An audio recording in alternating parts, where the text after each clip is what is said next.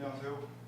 오늘 2020년 한국사회복지정책학회 총계 학술대회를 지금 계속되고 있는데 지금은 자유주제 섹션입니다. 그래서 저희 자유주제 섹션에는 두 개가 지금 발표 준비가 되어 있는데요. 저희는 이제 빈곤과 사회서비스라는 그 파트에서 두 개 주제를 하는데 우선 첫 번째 주제는 주거 개선이 아동 주거 빈곤 가구에 미치는 영향이라는 주제로 임세희 교수님, 서울사이버대학 사회복지학과 교수님이시고요. 또 같이 공동연구자 이창숙 선생님은 서울대학교 사회복지학과 지금 박사과정 중이시고요. 그 다음 두 번째 주제는 단기보호, 이용욕구 분석과 정책적 시사점이라는 제목으로 건강보험연구원의 박상희 박사님이 발표를 하실 거고, 이에 대해서 토론은 한림대학의 권현정 교수님께서 해주실 겁니다. 저희에게 주어진 시간이 한 2시간 정도가 돼요. 그래서 한 120분 정도 되는 건데 발표 시간을 한 20분씩 드리겠습니다. 20분씩 드리고 거기에 따른 이제 토론은 10분을 드리겠습니다. 근데 그 시간에 크게 구애받음 없이 하셔도 되는데 저희들 후반부에 보면 이게 지금 라이브이기 때문에 저희들이 그 라이브 시청하시는 학회 회원들한테 실시간으로 댓글 질문을 받을 수 있습니다. 그래서 댓글 질문까지 포함해서 이제 운영을 하다 보면 조금 시간은 저희들이 좀 탄력적으로 쓸 수 있을 것 같아요. 그래서 시간에 대한 부담은 크게 갖지 않으시고 혹 너무 길게 가면 제가 좀 조율을 해달라고 부탁의 말씀을 드리도록 하겠습니다. 여하튼 오늘 저희가 한 학기 내내 지금 학교에 계신 분들은 그 줌 수업 때문에 이 화면에 아주 제가 의외로 익숙해졌어요. 지금 이렇게 제가 지금 보니까 17분께서 같이 봐주고 계신데 이 어려운 상황 속에서도 의미 있는 두 개의 주제에 대한 발표가 지금 시작이 됩니다. 그래서 지금 같이 저희들 라이브 참여와 계신 여러 학회 회원들에게도 좀 많은 도움이 됐으면 하는 이런 말씀을 드리면서 첫 번째 주제 주거 개선이 아동 주거 빈곤 가구에 미치는 영향에 대한 발표를 임세희 교수님 먼저 발표하시죠? 네, 임세희 교수님께서 발표하시도록 하겠습니다. 네, 안녕하세요. 서울사이버대학교 임세희 교수입니다. 주거 개선이 아동 주거 빈곤 가구에 미치는 영향을 이번 한국사회복지정책학회에서 발표하게 되었습니다. 옆에 앉아 계신 분은 이창숙 서울대학교 사회복지학과 박사과정 선생님이십니다. 네, 안녕하세요. 서울대학교 박사과정 이창숙이라고 합니다. 본 연구는 2019년에 초록우산 어린이재단 지원을 받아서 수행된 아동주거 빈곤가구 주거지원 효과성 연구의 일부입니다. 그 연구는 양적 연구, 질적 연구, FGI 연구 이렇게 세 가지 부분으로 이루어졌는데요. 그중에서 양적 연구 부분을 저랑 이창순 박사님이랑 같이 수행을 해서 그것을 발표하는 것입니다. 본 발표는 이러한 내용을 담고 있을 거고요. 서론입니다. 본 연구를 하게 된 목적은요, 주거 지원이 아동 주거 빈곤 가구의 주거 상황을 개선시켰는지 여부를 확인하고 이러한 주거 변화가 아동과 아동 가구에게 미치는 영향을 확인함으로써 아동 주거 빈곤 가구를 위한 주거 지원의 필요성을 뒷받침하고 아동 주거 빈곤 가구를 위한 주거 복지 정책의 실천적 함의를 제공하고자 하는 연구였습니다. 그동안에 실은 아동 주거 빈곤 상황에서 아동이 고통받고 있다, 여러 가지 발달상의 어려움은 있다라는 연구들은 있었습니다만, 그렇다면 주거가 개선이 되면은 정말로 긍정적인 변화가 이루어지는지에 대한 연구는 굉장히 제한적이어서 그 연구를 수행하고자 하였습니다. 연구의 배경입니다. 주거권은 모든 인간의 기본권이죠. 근데 아동은 발달 단계에 있다는 점에서 아동의 주거권은 보다 강조될 필요가 있습니다. 발달 단계에 있기 때문에 이 부적절한 주거 환경에서 아동이 긍정적인 발달을 못하게 되면은 이 긍정적인 발달을 못하는 아동은 영속적으로 불리한 상황에 노출되게 됩니다. 아시다시피 아동은 신체, 정서, 발달 단계에 있고 한 사람으로 커가는 중에 있는데 아동기의 불리한 경험은 청년기, 성인기, 그리고 노년기, 그리고 전생에 영향을 미치기 때문에 우리가 아동의 위험은 더 민감하게 볼 수밖에 없습니다. 1959년 유엔 아동 권리 선언, 1989년 유엔 아동 권리 협약, 그리고 작년이었죠. 2019년 대한민국 제5차, 6차 국가보고서에 대한 유엔 아동권리위원회에서는요. 아동의 주거권을 강조하고 우리나라에서 아동주거 빈곤을 사정하고 이를 효과적으로 다룰 것을 권고했습니다. 여러 가지 배경 하에서 우리나라에서도 그래서 2019년 10월 얼마 안 됐죠. 아동주거권 보장을 위한 국토교통부의 지침이 발표됐습니다. 최초로 주거권을 나라에서 명시적으로 제시했다는 점에서 굉장히 의미가 있는 발표이긴 했지만 얼마 안 됐죠. 그러다 보니까 여전히 아동주거 빈곤 가구를 위한 지원이 소극적으로 이루어지고 있고 이것은 높은 아동주거 빈곤율로 이어지고 있습니다. 한 10% 정도 되고 있는 것으로 밝혀지고 있습니다. 이렇게 국가에서는 아동주거 빈곤에서 관심이 근래에는 있었기 때문에 민간 영역에서 아동 가구를 위한 주거 지원 노력이 이루어져 왔습니다. 그 중에 하나가 2016년에 시 어른이 재단에서 실시하고 있는 주거 지원 사업인데요. 이 주거 지원 사업은 어떤 거였냐면요. 나라에서 이렇게 보증금을 대주는 전세 임대 주택이 있는데 그 전세 임대 주택에 들어가기 위해서는요. 들어가는 아동 가구가 최대 보증금의 5%, 최대한 500만 원 정도가 자기 돈이 있어야지만 수도권으로 치면은 9천만 원짜리 나라에서 해주는 전세 임대 주택에 들어가는 건데 자기 돈 500만 원을 마련하기가 어려워서 이사를 하지 못하는 가구들한테 이 어린이 재단에서 500만 원을 마련해 주는 제도였습니다. 이걸로 애들이 이렇게 이사를 했고요. 그래서 실은 이 지원으로 아동들이 정말 변화가 있었는지에 대해서 2018년 연구를 했고 그 2018년 연구한 걸 2019년에 임세희 김희주 여기 임세희 전인데요. 발표를 한 바가 있습니다. 그래서 질적 연구를 했었고 그때는 질적 연구를 통해서 아동의 신체, 정신건강, 가족관계, 교육관계, 외부 환경 등이 좋게 변하더라, 긍정적 영향이 있더라, 주거 개선으로 보여주었지만 실은 관련 변수를 통제하지 못했어요. 거기다가 경기도 지역으로 사례를 한정을 했다는 한계가 있었습니다. 그래서 이번에는 질적인 연구가 아니라 양적인 연구, 서베이 조사를 실시를 했고요. 서베이 조사를 하면서 인구 사회의 경제적인 특성, 즉 부모의 학력, 가구의 소득, 부모의 연령, 아동의 연령 이런 것들을 다 조사를 했죠. 그렇게 해서 주거 지원에 아동 발달에 효과가 있다라는 이야기를 할 때 실은 많은 선행 연구들에서는요. 부모의 교육 수준이라든가 소득이 중요하다고 하는데 이런 것들을 통제한 상태에서도 즉 다시 말하면은 소득이 같다고 하더라도 주거가 좋아지면 아동의 발달이 좋아지는가를 이 서베이 연구로 확인하고자 했던 거죠. 그렇게 함으로써 우리가 아동주거 복지 정책의 필요성을 더 잘 주장할 수 있을 거고 실천적 정책적 함의도 도출할 수 있을 거다라고 기대를 했습니다. 이론적 배경입니다. 주거 빈곤은요. 아동의 4대 권리죠. 생존권, 발달권, 보호받을 권리, 보호권입니다. 참여권에 다 부정적인 영향을 미칩니다. 주거 빈곤은 아동의 식품, 미보장, 먹고 싶은 거, 영양가 있는 것들을 제대로 못 먹는 거죠. 사고나 재해 발생, 위험 물질 노출 등의 위험을 증가시키고 아동의 건강에 부정적 영향을 미칩니다. 주거 빈곤 상황에서 부모는요 아동들의 요구에 빨리빨리 반응하고 좀 관대하게 이렇게 하기가 어렵습니다. 과밀한 상황에서 또는 주거와 관련돼서 여러 가지 스트레스 노출되어 있거든요.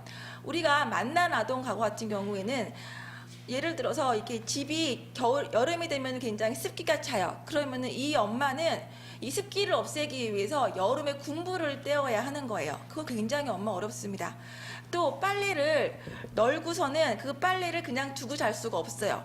빨래가 있는 공간을 치워줘야지만 아이가 그 자리에 갈 수 있기 때문이에요. 그러니 보통의 엄마들보다 훨씬 많은 가사 노동과 심리적 스트레스가 있다 보니까 아동한테 반응성이 떨어지고 가족 갈등이 증가하고 아동한테 약간 처벌, 혼내는 이런 거죠. 예, 그런 것들이 증가하는 현상이 발견이 됩니다.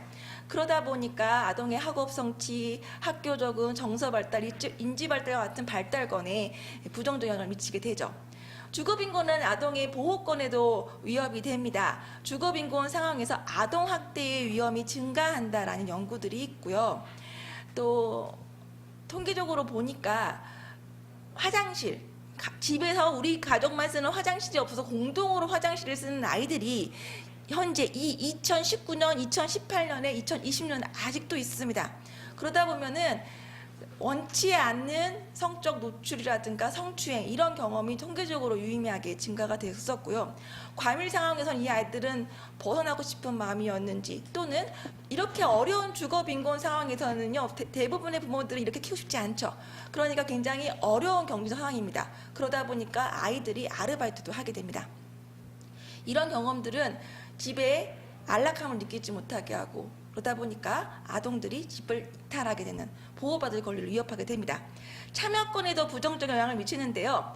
과밀 상황에서 사생활 보장될 수 없겠죠. 남매와 같은 방을 쓰기도 하고요. 부녀와 같은 방을 쓰기도 합니다. 사생활 보호받을 수가 없죠. 과밀 기간이 길어지면은 수련, 견학, 문화활동, 교류활동 같은 경험이 통계적으로 유의미하게 감소하는 걸 볼 수가 있습니다. 참여해야지만 사회적 경험이 쌓이고 네트워크가 형성되는데 주거빈곤 상황에서는 친구를 불러올 수도 없고 친구랑 전화를 통화한다든가 이런 것들도 굉장히 어렵기 때문입니다. 또 위축되고요. 주거 개선의 효과를 보고자 하는 연구인데요. 그런 연구들은 선행 연구들이 있습니다. 주로 국내에서는요. 공공임대주택의 성과에 초점을 맞춘 연구들이 있었습니다. 그래서 만족도가 증가하고 주거비 부담이 감소하고 하지만 차별 경험은 좀 증가하기도 하고 우울이 좀 없는 것보다 낫다. 공공임대주택이 또 민간임대주택보다는 공공임대주택이 주거복지 성과가 좋다. 이런 연구들이 있습니다. 하지만 이 연구들은 본 연구와 차별성이 있다면은 공공임대주택에 한정되어 있고 또 주거 개선이 개인의 삶에 미치는 영향을 통합적으로 살펴보지는 못했다라는 한계가 있습니다. 그렇다면은 개인의 삶에 미치는 영향을 본 연구들은 무엇이 있는가? 선행 연구들을 보시면은 아동의 호흡기 질환, 위장 질환, 말라리아 감염, 신경통, 습진 등이 주거 개선으로 좋아지더라. 또는 신체적, 정신적으로 건강해지고 우울하고 폭력적인 아동들이 심리 상태가 편안하고 안정적으로 변하더라. 이런 연구들이 있습니다. 또 가족관계와 가족의 생활도 좋아져서 집에 오는 사람들이 많아지고 그러다 보니까 고립도가 낮아지고 또 집에서 더 자주 요리를 해먹고 주거비가 감소가 되니까 수업료, 장난감, 영화관, 도서구매 등의 지출이 증가하더라. 이런 연구들이 있습니다. 가족관계 향상되고 교육관계 자신감 가지면서 또래관계가 향상되었다. 이런 연구들이 있는데 이 연구들은 주로 질적인 연구들을 기반을 하고 있습니다. 그래서 본 연구입니다. 본 연구는 설문조사를 바탕으로 주거 개선이 아동 주거 빈곤 가구에 미치는 영향을 살펴보았는데요. 기본적으로 작년에 여름에 했던 연구였는데 스마트폰을 기본적으로 활용했습니다. 그래서 스마트폰이 있는 부모와 아동들한테 네이버 폼을 이용해서 온라인 조사를 실시를 했고요. 전화를 통화했을 때 온라인 조사가 어렵다는 예를 들면 조성가구라든가 그런 경우에는 우편조사와 방문조사를 병행했습니다.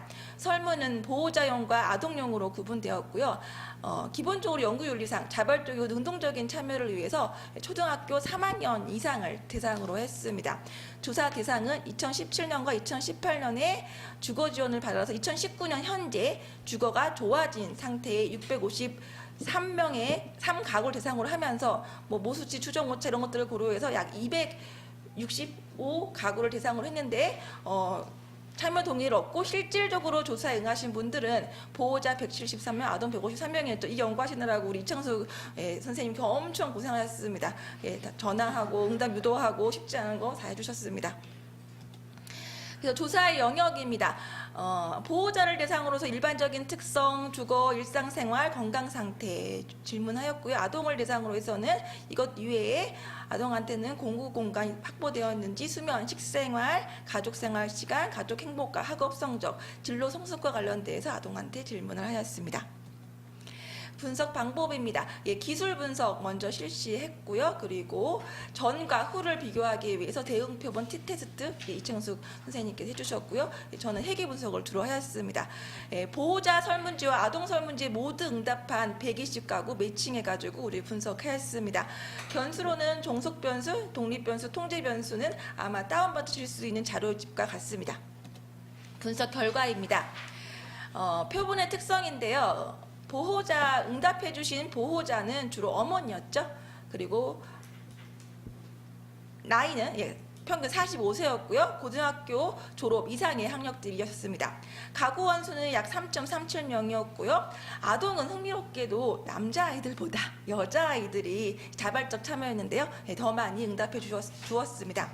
아동의 평균 연령은 13.80세였고요. 가족생활 시간이라든가 행복감, 학업 성적, 우울과 관련된 평균값을 보시는 것과 같습니다.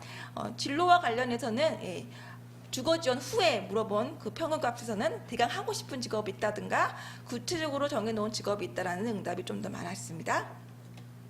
자, 주거 지원 전과 후에 정말로 변화가 있었는가를 살펴보았는데요.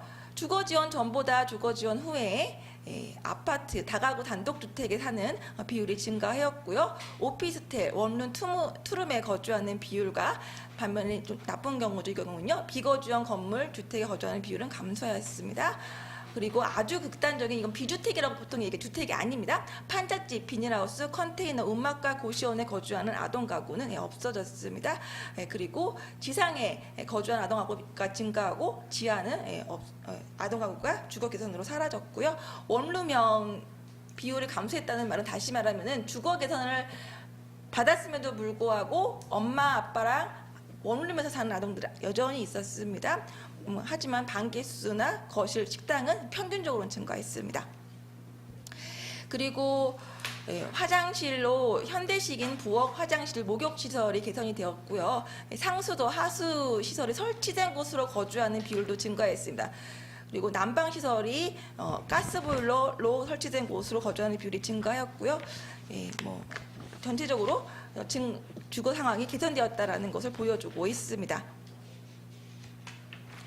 자, 이번에는요. 아까는 기술 분석이었다면 이번에는 정말 이러한 차이가 통계적으로 유의미한 차이인가, 즉 어떤 우연한 차이가 아니라 어떤 본질적으로 주거가 개선되었는가라는 것을 봤을 때 주택 사용 면적과 전반적인 주택 상태, 채광, 방음 이런 건데 그런 것들이 유의미하게 개선이 되었고요. 주거와 관련된 대출금도 감소하고 냉난방비, 전기비 지출 금액도 유의미하게 감소했습니다. 즉 민가임대주택에 있다가 전세임대주택으로 나라 지원을 받으면서 조금 더 보증금이 올라갔지만 나라에서 이것을 지원을 해주고 또 그 대출과 관련된 이자가 굉장히 싸게 되거든요. 그러다 보니까 그런 주거 관련된 대출 이자 같은 것들이 좀 감소한 변화다라고 볼 수가 있습니다. 그리고 이사를 하게 되면서 아이들의 공부 공간이 조금 더 확보가 되었고요. 아동의 수면의 질이 향상이 됩니다. 중간에 한 번 깼다, 두 번 깼다, 세 번 이상 깼다라는 응답들이 다 감소를 하게 됩니다. 그리고 아침을 굶었다라는 응답에서 아침을 먹는 편으로 응답이 바뀌었습니다. 굉장히 이것도 다 통계적으로 유의미한 변화였습니다. 자, 이번에는요. 회계 분석 결과입니다. 앞서의 결과는 실은 보호자의 교육 수준이라든가 가구의 소득 같은 것들을 통제하지 않은 결과였습니다. 흔히 우리는 그런 생각을 하기가 쉽습니다. 가난한 사람들이 주거 상황이 열악한 거는 소득이 적기 때문 아닌가? 그렇다면 소득 지원을 높아주면은 괜찮지 않을까라는 생각을 대부분 하기가 쉬운데요. 하지만 소득이 똑같이 가난해도 주거 상황이 좋아지면은 아동이 정말로 발달적으로 긍정적인 변화가 있는지를 보여준다면은 우리가 주거 정책을 따로 펼칠 근거가 생깁니다. 그래서 보호자의 성별, 필요하면 아동의 성별, 보호자의 연령과 보호자의 교육 수준, 가구의 현재 소득을 통제한 상태에서 통계적으로 유의미한 변화가 있는지를 살펴보았습니다. 최저주거 기준 미달 여부의 변화, 또 주거비 과부담 여부의 변화, 주택 상태 만족도의 변화, 내방의 변화를가 독립 변수로 투입을 하고요. 여러 종속 변수를 넣어서 어떤 변화가 있는지를 살펴보았습니다. 그래서 이 중에서는 우리가 통계적으로 유의미하고 또 실질적으로 유의미하다고 판단되는 결과를 이번에 추려서 발표를 합니다. 첫 번째, 아동 보호자의 우울입니다. 주택 상태의 만족도가 긍정적으로 변화하면, 즉 채광이라든가 난방, 환기, 방음 이런 것들이 긍정적으로 변화하면요, 다른 것들을 다 통제한 상태에서도 여기 보시면 빨간색으로 보이시죠? 부모의 우울이 통계적으로 유의미하게 감소했습니다. 하지만 최저주거 기준 미달 변화라든가 주거비 과부담 변화, 공급 공간 변화는 보호자의 우울에 영향이 없는 것으로 나타나는데, 이것은 기본적으로 우리 사례수가 129개거든요. 이건 굉장히 적은 거예요. 그러다 보니까 그런 영향이 있지 않을까라고 연구진들은 해석을 하고 있습니다. 가구의 식품 박탈입니다. 필요한 만큼 먹지 못하는 이런 것들인데요. 주거비 과부담이 긍정적으로 변화하니까 주거 지원 후에 가구의 식품 박탈 경험, 필요한 음식을 충분하게 먹지 못하는 그 경험이 통계적으로 유의미하게 감소하는 것을 확인할 수가 있었습니다. 그렇기 때문에 당연히 이것은 아동의 전반적인 발달에 긍정적 영향을 미칠 수밖에 없습니다. 아동 수면 형태의 변화도 우리가 확인할 수가 있었는데요. 보시면은 특히나 공구 공간의 변화, 공구 공간의 변화와 주택 상태 만족도의 변화가 아동의 수면 형태에 긍정적 영향을 미치는데요. 이게 굉장히 재미있는 연구 결과였는데, 원래 회귀 분석은요, 개별 회귀 분석의 통계적으로 유명한 것도 보지만 모형 적합도도 보거든요.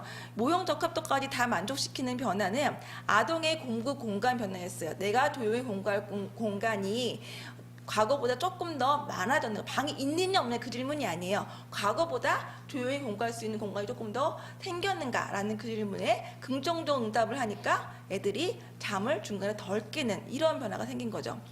반면에 이 최저주거 기준 미달은 물론 F테스트는 유의미하진 않긴 했는데 부적인 관계가 나왔어요. 그래서 이게 굉장히 재미있는 거였는데, 이것에 대해서 왜 이랬을까라는 고민을 좀 했는데요. 그런 변화가 지금 보시면 앞서 기술 분석에서 보셨겠지만 주거 개선을 했음에도 불구하고 여전히 원룸형이 있기도 하고요. 또는 지하에서 지상으로 올라오는 와중에서, 이 지상으로 올라오는 와중에서 실은 주택 상태와 관련해서는 어느 정도 긍정적인 변화가 있는지도 확보할 수가 없는 그런 것들이 있습니다. 그래서 이것들을 저희가 다시 봤을 때 최저주거 기준 미달 변화는 주거비 과부담 변화, 주택 상태 만족도 변화, 내방 변화, 통계적 유명 변화가 없었어요. 또는 방이 원룸에서 투룸으로 바뀌어도 그 생긴 두 개의 방 중에 한 방이 너무 작고 채광이 안 되면은 실은 많은 가구에서 그냥 그거를 창고처럼 쓰고 그냥 방 안에 가족이 있기도 해요. 그러다 보니까 이런 결과가 있지 않을까 싶은데, 나중에 연구 향해서 말하겠지만 이것은 나중에 조금 더 본격적인 탐색이 필요하지 않는가 싶습니다. 아동 아침 식사 변화입니다.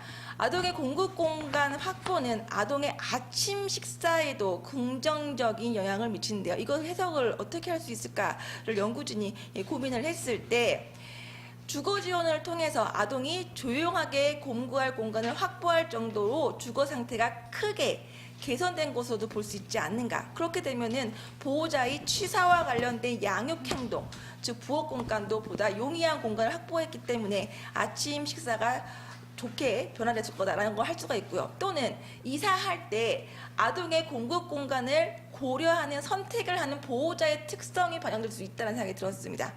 이 아동의 공급 공간을 고려해 선택하는 보호자, 측정하지 않는 그 보호자의 속성이 이사 후에 아동 아침 식사를 더 증가시키는 그런 변화로 이어졌을 거다라고 해석을 하고 있습니다. 아동의 가족 생활 시간 변화입니다. 최저주거 기준 미달 변화가 긍정적으로 변화하면은 아동이 가족과 이야기하기, 즐겁게 놀기, 공부하거나 배우기 등이 통계적으로 유의미하게 증가하는 것을 볼 수가 있었습니다. 이것은 가족 행복감에서도 나타났는데요.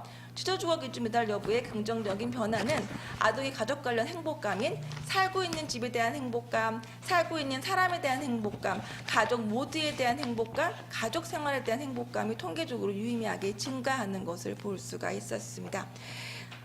그리고 이것도 굉장히 흥미로운 결과이고 이렇기 때문에 우리가 아동 주거 빈곤 가구에 대해 적극적인 지원이 필요하다라고 더 말씀드릴 수가 있는데요. 아동의 진로 성숙도가 증가합니다.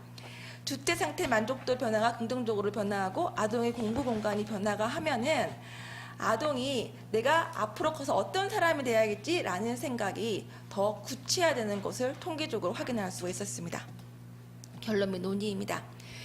본 연구는 아동주거빈곤 주거지원이 아동과 아동가구의 삶의 전반적인 변화를 일으키고 있는 것을 보여주었습니다. 아동의 현재 삶도 바꾸고요. 진로가 보여줬다시피 나아가 미래도 변화시킬 수 있는 정책임을 뒷받침해 주었습니다. 또 아동의 발달적 특성을 고려한 최저주거 기준 설정의 필요성을 보여주고 있습니다. 최저주거 기준의 긍정적인 변화가 가족 생활의 행복감이라든가 가족과 이야기하기 이런 것들을 증가시켰죠. 근데 보다 눈에 띄는 변화는 느끼셨겠지만 아동이 조용히 공부할 수 있는 공간의 확보에서 드러났습니다. 그래서 아동의 건강한 발달을 유도하기 위해서는 현재의 최저주거 기준 또 의미가 있지만 이것보다 조금 더 강화된 수준이 필요하지 않을까라고 연구진은 제안하고 있습니다. 본 연구를 통해서 통계적으로 확인되지 않았던 그동안 잘 몰랐던 통계적으로 확인되지 않았지만 질적인 연구에서는 보았던 아동의 수면 개선, 식생활 개선, 가족생활 시간과 진로 성숙도에 다른 요인을 통제해도 주거 개선이 유의미한 영향을 미치는 것을 보여주었다는 점에서 아동주거 복지정책, 공공임대주택, 주거급여, 아동을 위한 그런 것들, 또 아동을 위한 최저주거 기준 설정을 주장할 수 있는 근거를 마련하였습니다. 하지만 연구에 한계가 있죠? 예. 보호자용 설문지와 아동용 아동설문지에 모두 응답한 가구는 129가구에 불과해서 조사 변량을 충분히 확보하지 못한 것들이 한계였습니다. 또 최저주거 기준 변화는 가족생활, 내방 변화는 아동 개인에게 주로 영향을 미치고 있는데 이러한 경향이 정말 다른 연구에서도 반복적으로 나타나는지는 이제 검증이 필요하죠. 이제 우리가 여기 던진 거예요. 또 주거 지원 전의 상황은 해고적 응답이었기 때문에 기억에 응답한 응답에 한계가 있습니다. 그리고 최저주거 기준 변화, 주거비 과부담 변화, 주택 상태 만족도 변화, 내방 변화 간의 관계가 단선적이지 않을 수가 있어요. 최저주거는 좋아졌지만 주거비 가부담이 증가될 수가 있고 방은 늘어났지만 채광과 난방의 문제는 여전히 해결하지 못할 수가 있고 그리고 나라에서 지원해주는 전세임대주택으로는 내방이 확보가 되지 못하는 이런 상황이 있을 수가 있습니다. 그런 실체적 관계가 굉장히 복잡한데 본 연구는 그런 것까지는 볼 수가 없었습니다. 또 주거 개선 과정에서 주거 개선이 필요한데 이 과정에서 아동 가구가 겪는 어려움과 한계도 굉장히 정책에서 중요하게 개선될 필요가 있거든요. 근데 그것도 포착하지 못했죠. 예, 이런 것들은 후속 연구의 과제가 되지 않을까 싶습니다. 네, 감사합니다. 네, 고맙습니다. 우리 임세희 교수님이 이 사이버 대학에 계시니까 이 화면 또 이 카메라의 적응도가 높으셔서 그리고 이게 이 학술 발표를 해주시는데 이제 강의를 하듯이 해주시니까 이 시청자들이 더 즐거웠을 것 같습니다. 근데 이 사회자니까 뭐 토론자에게 이제 토론을 부탁드리기 전에 이게 지금 그러면 이 재단에서 주거 개선 비용 500만 원을 지원해 준 건가요? 그러면? 네, 그렇죠. 그러면 500만 원을 나중에 어떻게 나중에 상환을 해야 돼요? 아니요, 그냥 그 본인이 가야 잔상이 되는구나. 500만 원이라는 게 사실은 이게 전세 자금으로서는 큰 비용이 아닐 수도 있는데 어찌 보면 이게 지역적 분포는 어떻게 돼요? 이 500만 원 지원받은 아동들의? 아, 이게 물론 초록우산 전국구 방송인데 예예예. 이 시 어린이 재단은 전국구 어린이 재단이 지금 전국에 이 지원을 받긴 한데요. 문제는 이 나라에서 하는 전세 임대주택이라는 것은 거기 들어갈 수 있는 주택이 있어야 되는 거예요. 근데 시골은 그런 임대 주택이 많지가 않아요. 그러다 보니까 수도권이 좀 더 많은 지역 쪽으로 분포가 되어 있고요. 수도권에서는 그 전세 임대 주택을 나라에서 9천만 원까지 예, 지원해 주거든요. 그 중에서 500만 원 자기 부담금이 있으면 8,500만 원을 나라에서 대출을 해줘요. 그럼 8,500만 원에 대해서는 이자로 월 이자를 납부해야 되는데 월 이자가 1에서 2%이기 때문에 시중 은행 금리보다 훨씬 낮죠. 그러니까 8,500만 원에 대한 월 이자 1, 2% 정도를 꾸준히 내면은 전세 임대주택 또는 매입 임대주택에 살 수가 있습니다. 그러니까 본인 이 주거 개선 비용으로는 500만 원이 지원이 되는 건데 본인들의 전세 계약금 총액은 9천만 원 그렇죠. 정도 된다는 그렇기 거군요. 때문에 이해하기 쉬우신 거는 이 500만 원이 마중물이라고 보시면 됩니다. 500만 원이 마중물이 되어서 9천만 원 집으로 점프할 수 있는 거죠. 근데 그 500만 원이 없어서 이사 못하는 가구들을 지원해 주는 네. 후원입니다. 하여튼 흥미롭습니다. 500만 원이 우울증도 감소시키고 여러 가지의 그 내방의 변화에 따르는 아동의 여러 가지 자존감이라든지 이런 만족 상태의 변화를 일단 준다라는 거를 보여주셨는데 물론 이제 케이스의 한계를 마지막에 언급을 해주셨긴 합니다만은 관련돼서 이에 대한 토론은 우리 한국보건사회연구원에 계신 임덕영 박사님이십니다. 죄송합니다. 이게 제가 메모를 해놓고 그럼 임 박사님도 10분 내에서 즐겁게 토론을 좀 해주시죠.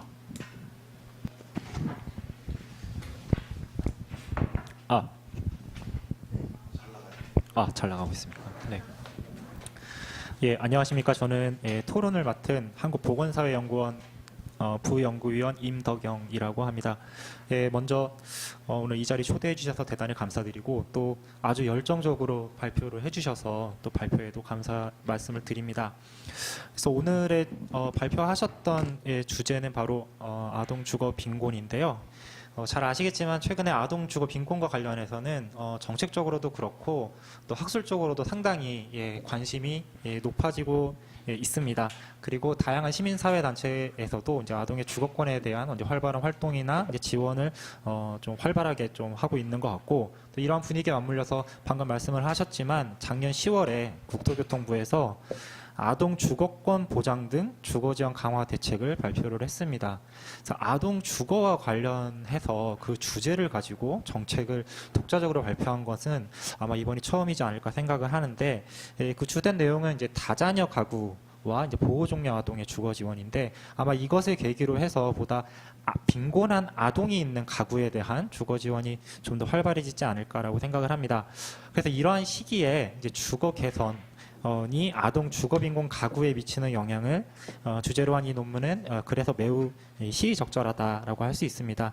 그래서 언급하셨듯이 또 다양한 국제기구에서는 아동의 주거권 중에서도 아동의 주거권은 보다 더 당위적이고 보다 더 선제적으로 이루어져야 된다라는 게 이제 강조되고 있는데 이를 실제로 국내에 적용하려고 하는 공적인 시도가 또 충분하지 않았고 또 실태 조사도 그렇게 체계적이고 좀 더 충분하게 이루어지려고 하는 게 노력이 좀 부족했다라고 생각이 됩니다. 그래서 이러한 점들을 감안했을 때 이번 논문뿐만 아니라 또 다양한 이제 실태 조사에 참여하고 계시는 이제 필진분들의 노력들은 실증 그 아동 주거 빈곤에 대해서 좀 실증적으로 밝혀내려고 한다는 측면에서 매우 의미가 크다고 할 수 있습니다. 그리고 또 연구 방법과 관련해서는 이 논문에서는 보호자뿐만 아니라 이제 아동도 직접 주거 지원 설문조사 대상에 포함을 시켰습니다. 그래서 아동 주거 빈곤 문제가 사실 이 제목에서는 빈곤 가구에 대한 문제로 제기되고 있지만 실질적으로 조사 대상에 아동을 빈곤 문제의 당사자로서 이제 위치시켰다라는 점은 상당히 좀 의미 깊은 이제 관점이라고 생각을 합니다. 근데 연구 방법에서 이제 스마트폰을 활용하셨다고 했는데 좀 새로워서 좀 기회가 있을 때 스마트폰을 활용했었던 연구 방법의 장점과 한계 그리고 좀 느꼈던 점들에 대해서 좀 기회가 되시면 좀 말씀을 들어보고 싶습니다. 그래서 본 연구에서는 상당히 좀 다양한 변수들을 좀 다루고 계셨고 그리고 그 효과들에 대해서 아주 좀 자세하게 말씀을 하셨는데 시간이 좀 제한되어 있으니까 아주 거칠고 단순하게 이제 요약을 하자면 주거 개선을 통해서 아까 사회자분도 500만 원의 이런 좋은 효과가 나다니 이제 이렇게 좀 감탄을 하셨는데, 보호자와 아동은 의미 있는 주거 개선을 보였고 또 긍정적인 삶의 변화를 경험할 수 있었다라는 점으로 요약할 수 있을 것 같습니다. 그래서 우선 이제 주거 개선과 관련된 다양한 지표들이 향상이 되었고, 또 특히 말씀하셨던 이제 주목하고자 하는 것은 아동의 경우에는 혼자 조용히 공부할 수 있었던 공간 확보 정도와 뭐 수면 형태라던가 아침 식사 등 이제 일상적인 삶이 아주 유의미하게 긍정적으로 관계를 가지면서 변화하였다라는 점이 밝혀졌다라는 점입니다.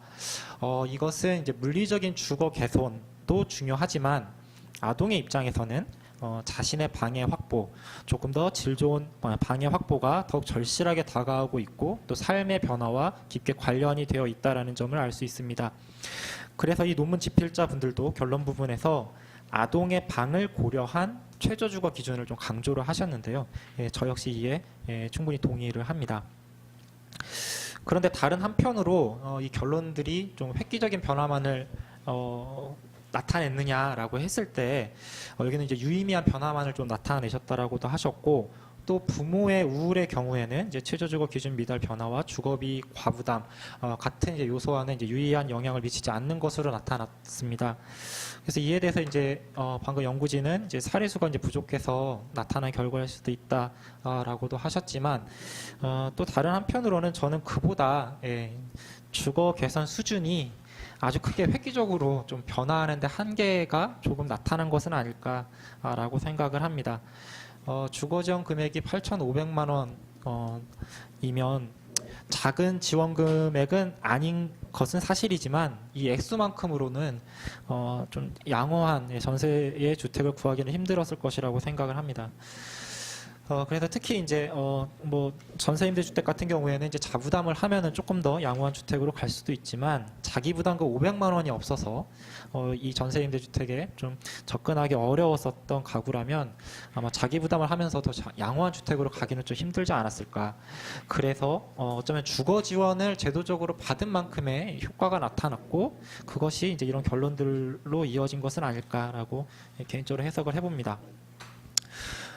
그렇다면 본 연구에서 결론 부분에서는 좀 상당히 다양한 이야기들을 제시를 해주고 있는데요. 이제 크게 보면 이제 크게는 공공임대주택의 확대, 그리고 두 번째는 공공임대주택에 입주하지 못하는 민간임대주택 거주자를 위해서 이제 주거급여 실시를 이제 크게 두 가지 이렇게 제안을 하고 계십니다. 먼저 공공임대주택 확대의 경우에서는 사실 아동뿐만 아니라 이제 다양한 계층에게도 해당되는 아주 보편적인 문제로 대체로 동의를 합니다. 그런데 이에 추가해서 조금 의견을 덧붙이자면 뭐 결론 부분에서 오늘 발표자분도 잠깐 언급을 하셨지만 현재 공공임대주택 제도에서 어떤 점이 구체적으로 문제로 나타나고 있는지에 대해서는 보다 좀 구체적인 향후의 초과적 분석이 필요할 것이라고 생각을 합니다. 예를 들어서 이 연구에서 공공임대주택 정책이 상당히 부족하다라고 언급을 하고 있지만 사실 오늘 당사자들, 연구 조사 대상자들은 전세임대주택이라는 공공임대주택 제도 지원을 받았습니다. 물론 트리거가 되는 거는 이제 500만 원이긴 하지만 공공 부분에 많은 문제점들이 있고 또 물량이 부족하지만 어찌되었던 본 주거 개선의 출발점은 전세임대주택이라는 공공임대주택 제도입니다. 그리고 전세임대주택뿐만 아니라 이미 다양한 공공임대주택에서는 아동이 있는 가구에 대해서 입주를 좀 더 촉진하고자 하는 다양한 장치들이 존재를 하고 있습니다. 만약 그럼에도 불구하고 아동이 있는 가구가 끊임없이 반복적으로 공공임대주택에서 입주에 배제가 되고 있다라고 한다면 여기에 대해서는 좀 더 심도 깊은 좀 분석이 필요하지 않을까라고 생각을 합니다. 뭐 예를 들어서 전세임대주택에 대해서는 500만 원의 보증금이 정말 그 정책에 접근하는데 큰 어떤 배려가 되고 있는지, 또는 8,500만 원이라는 그 전세임대주택 제도에 이제 물량이 부족한 것인지, 아니면 8,500만 원이 주거 개선에 아주 좀 턱없이 많이 부족한 액수인지 등등에 대해서 좀 더 아까도 향후에 이제 연구 과제로 남겨주셨습니다만 여기에 대해서도 조금 면밀한 추가 검토가 필요하다고 생각합니다. 덧붙여서 그러한 과정에서 이번에는 공공과 민간이 어떻게 보면 협업을 한 아주 아름다운 좀 협력 관계를 좀 보여줬다라고 생각을 하는데 각각의 명확한 역할도 정립될 수 있을 것이라고 생각을 합니다.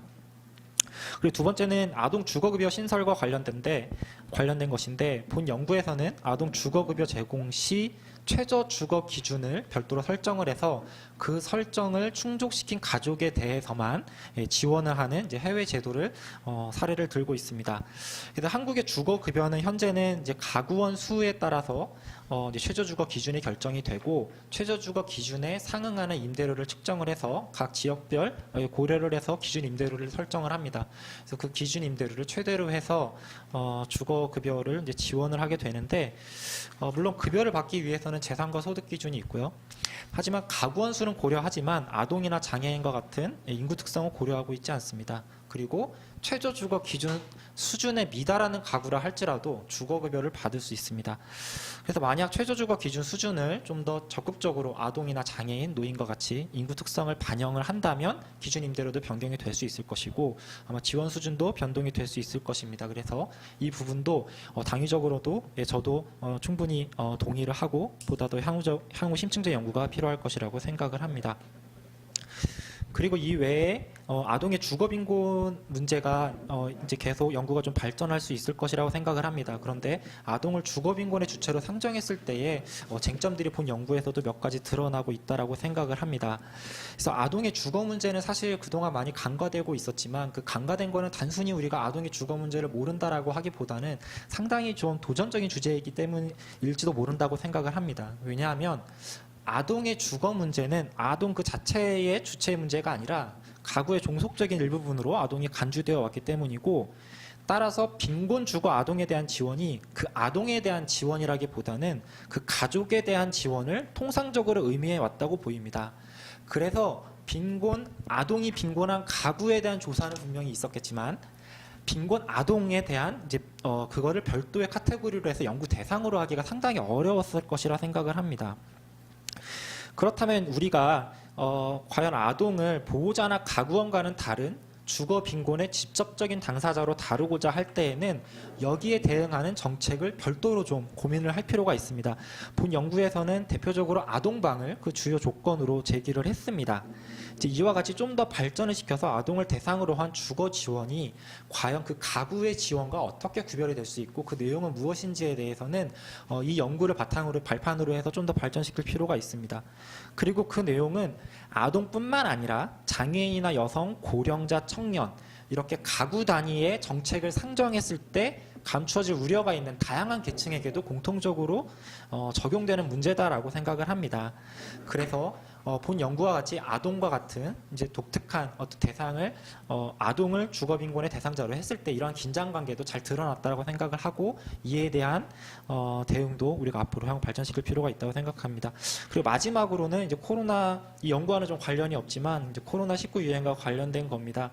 그래서 주거 빈곤 계층 대상으로 해서 이제 응급적인 대응책들이 다양하게 제기가 되고 있고 주거급여의 확대라던가 지원 수준 향상, 뭐 일시적 임대료 동결 등등과 같이 뭐 강제퇴거 금지도 포함이 됩니다만 이런 다양한 제안들이 있습니다만 이와 같은 일반적 대책은 당연히 아동의 주거 안정에도 크게 영향을 미칠 수 있을 것입니다.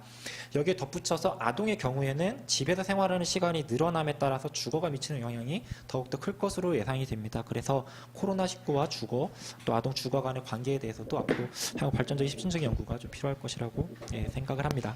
이상입니다. 예, 고맙습니다. 임 박사님이 아주 꼼꼼한 그리고 의미 있는 코멘트를 해주셨는데 아마 우리 발표자 두 분 공동 연구자들께서 이제 메모를 하셨을 거라고 보고요.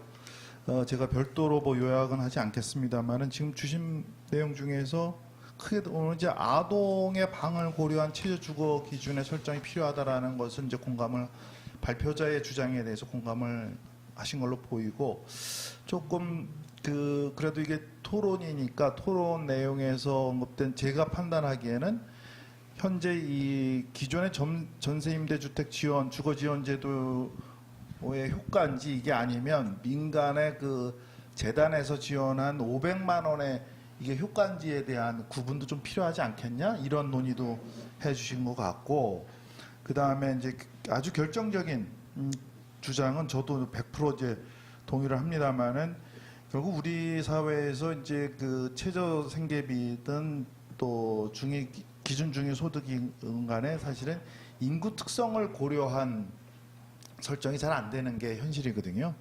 그런 면에서 지금 인구 특성을 고려한 최저주거 기준을 설정해야 되고 그로 인해서 기준 임대료가 변화가 될 거고 그렇다면 지원도 그것을 아동을 고려한 예를 들어서 지원도 좀 증가할 수 있지 않겠냐 이런 말씀도 주셨고 나가서 이제 이것이 이제 아동을 대상으로 한 지원과 빈곤 가구를 대상으로 한 지원의 이런 차별성을 좀 찾아야 되지 않겠냐 이런 정도의 말씀을 주신 것 같아요. 제가 사실은 이 주거급여에 대한 큰 이해가 없는 사람인데 아주 오늘은 공부도 제가 흥미롭게 잘했습니다. 하고 있습니다. 그래서 저희들 지금 제가 라이브 채팅에 보면 25분께서 들어와 계신데 전혀 그 부담 갖지 마시고 질문을 올려주시면 여러분들이 올려주신 질문을 바로바로 말씀을 드리도록 하겠습니다. 제가 간략히 정리를 그 요약은 했습니다만은 발표자 공동 연구자인 두 분께서 답을 주시는 게 좋겠습니다. 스마트폰으로 활용한 이 연구 방법은 이창숙 박사님께서 주도하셨습니다. 장단점 짧게 많이 궁금하시네요. 네. 토론자분께서 스마트폰을 이용한 연구 방법에 대해서 말씀을 해주셔가지고 제가 말할 기회가 생긴 것 같네요. 네, 감사합니다. 일단 만약에 이걸 노인을 대상으로 실시했다면은 어려웠을 것 같아요. 그렇지만 아동이나 보호자 같은 경우 특히 스마트폰에 익숙한 사람들은 문자 링크를 보내서 편한 시간에 아무 때나 응답을 할 수 있다는 점에 있어서 응답률을 높일 수도 있고 또 편하게 참여할 수 있다는 장점이 있었습니다. 그렇지만 이제 조성 가구라든가 이런 가구에는 이제 스마트폰 기기 활용이 제한이 있었기 때문에 방문 조사나 우편 조사를 병행할 수밖에 없었습니다. 네, 감사합니다. 예, 그리고 우리 이셔석 선생님 굉장히 고생하신 게 부모 따로 아동 따로 받으니까 매칭하시는 것도 고생하셨고 그리고 스마트폰 이렇게 넘기는 형태이기 때문에 이거를 몇 번이나 다시 재현하셨어요. 보이는 사람들이 가독성을 높이기 위해서 그런 노력들 더 하셨습니다.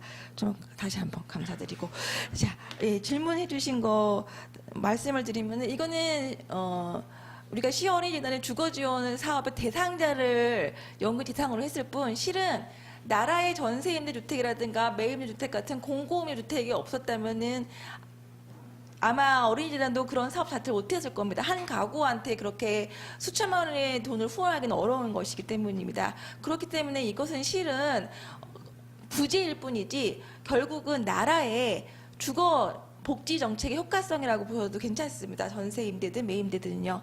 예, 그렇게 보셔도 괜찮은 생각이 들고요. 또 하나는 이렇게 임 박사님께서 말씀하신 것처럼 효과가 좀 덜 드러난 것은 맞습니다. 실은 수도권에서 9천만 원짜리 집은요. 구해보신 많은 분들은 괜찮은 집을 구하기 굉장히 어렵습니다. 거기다가 애가 1명, 2명, 3명 있는 집이 괜찮은 집을 구하기 더더욱 어렵기 때문에 사례수가 부족할 수도 있겠지만 워낙 그 액수로 양질의 집을 구할 게 없기 때문에 이 정도 나올 수 있다는 그 지적 감사드리고요. 또 하나는 그렇다면은 한편으로는요.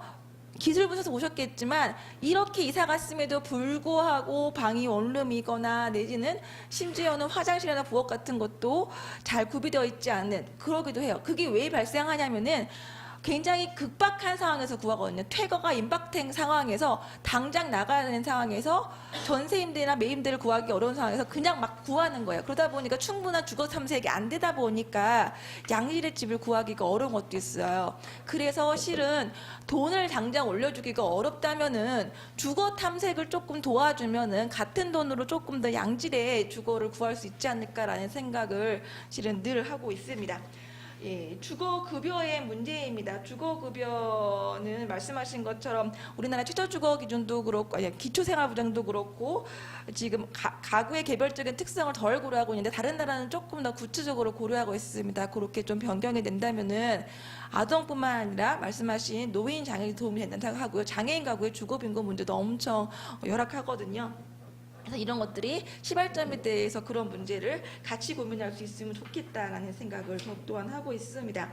그리고 아동은 가구 내에 있기 때문에 임 박사님께서 표현하신 종속적 이렇게 표현하셨는데요. 맞습니다. 가구에 의존하고 있어요. 그러다 보니까 실은 저희가 만나다 보면은 이 보호자의 의견과 아동의 의견이 다른 갈등 상황이 노출이 됩니다.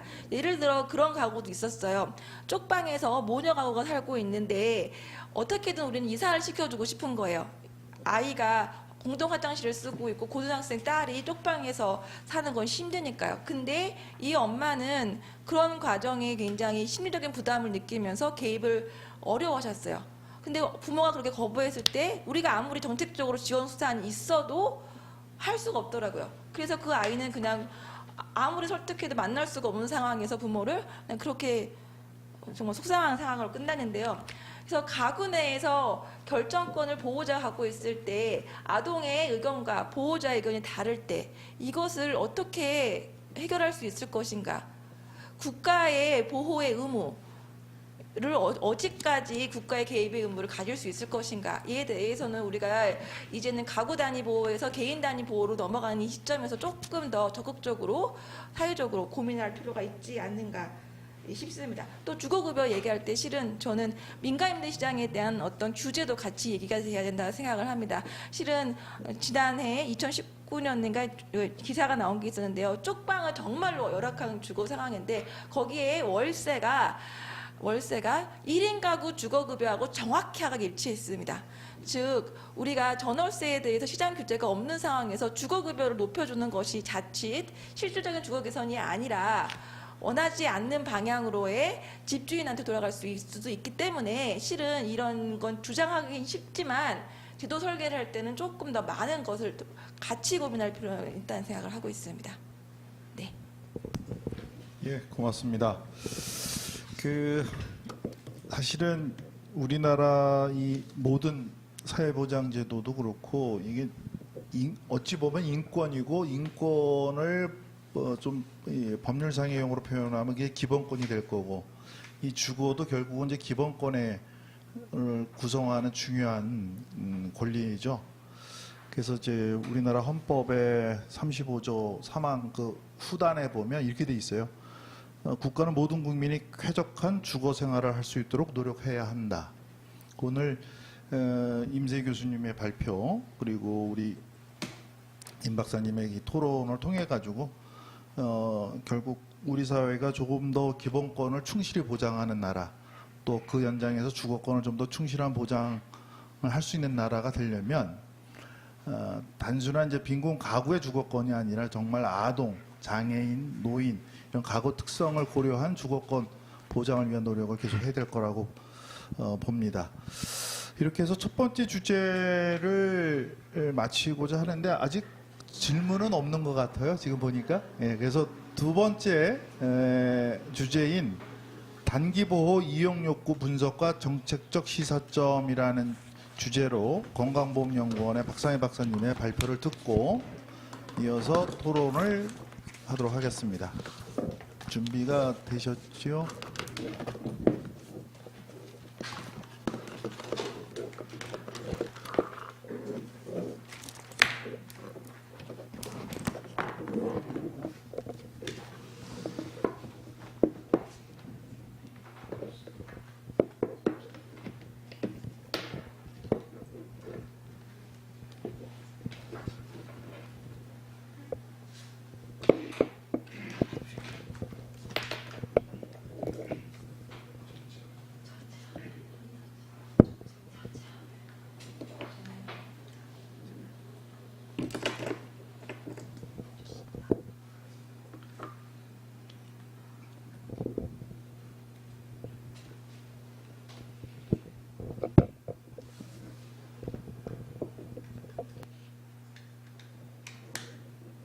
안녕하세요.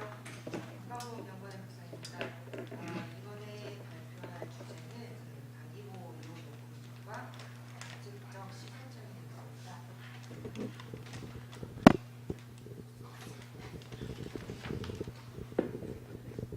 네, 발표 순서는 다음과 같고요.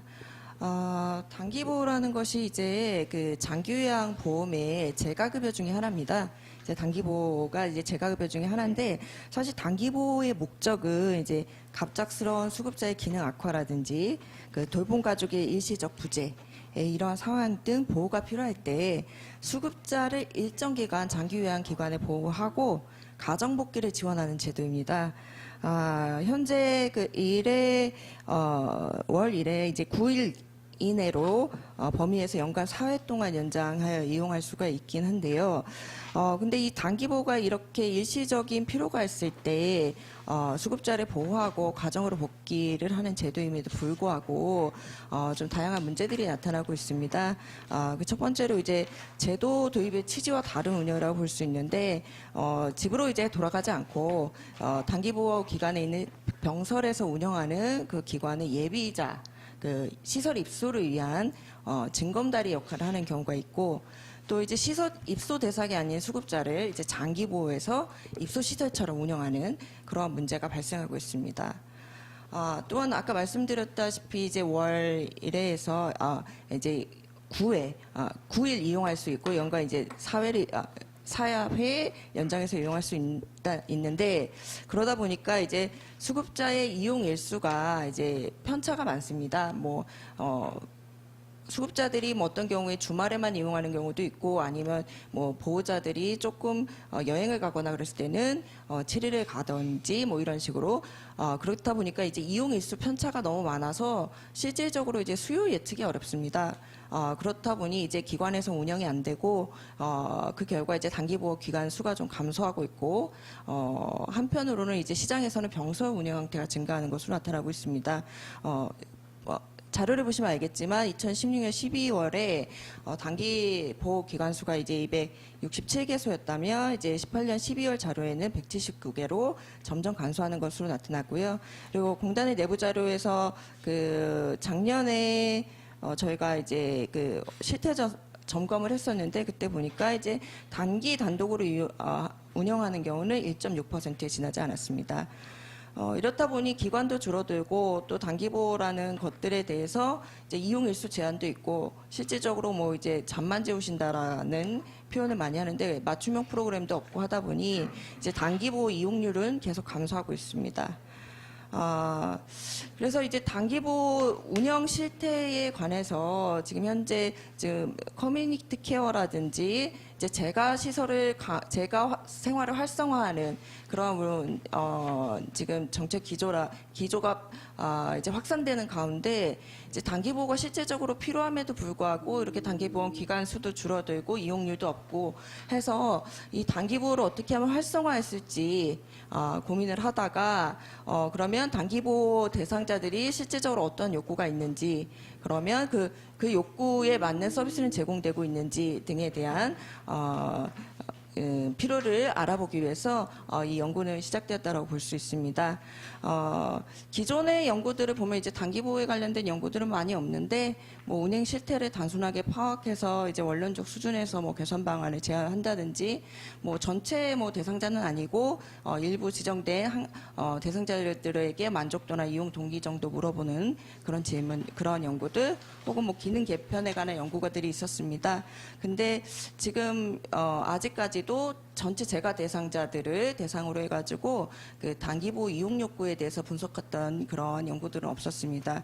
그래서 오늘 발표할 이 연구에서는 지금 전체 재가 대상자들 중에서 그 재가 대상자들 보호자를 대상으로 이용 욕구를 알아보고 그에 따른 이제 정책적 시사점을 도출해서 실질적으로 단기보호를 좀 활성화하고자 하는 목적으로 제안했다고 볼 수 있습니다. 단기보호에 관련된 이론적 내용은 이미 보셨을 것 같아서 좀 생략하겠고 조사 내용을 좀 더 집중적으로 보도록 하겠습니다. 12페이지를 보시면 되겠는데요. 저희가 이제 그